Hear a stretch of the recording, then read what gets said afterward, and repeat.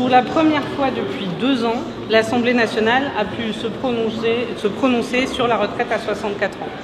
Ce vote démontre ce que nous disons depuis maintenant 2 ans, il n'y a pas de majorité à l'Assemblée nationale pour la réforme des retraites.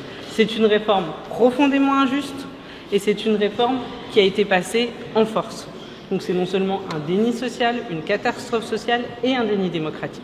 Donc aujourd'hui, ce vote démontre qu'il y a une exigence démocratique pour pouvoir soit finir la proposition de loi d'abrogation qui avait été déposée pour qu'enfin nous puissions voter l'abrogation, soit que le gouvernement ait enfin le courage, dans le PLFSS, d'aborder la question de l'âge de départ à la retraite.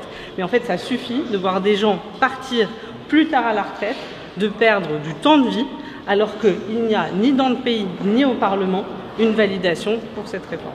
Si vous vous rappelez l'interview d'Emmanuel Macron il y a encore quelques semaines, il nous disait « mais il y a eu un vote à l'Assemblée nationale, ce n'est pas vrai de dire que je suis passé en force ». Eh bien le seul vote qu'il y a sur cette réforme, il vient d'avoir lieu ce matin et ce vote il est extrêmement clair. Cette réforme n'a pas de majorité à l'Assemblée nationale. La seule majorité qui existe, c'est pour abroger la réforme des retraites. C'est un passage en force, c'est une question démocratique. Cette réforme doit être abrogée.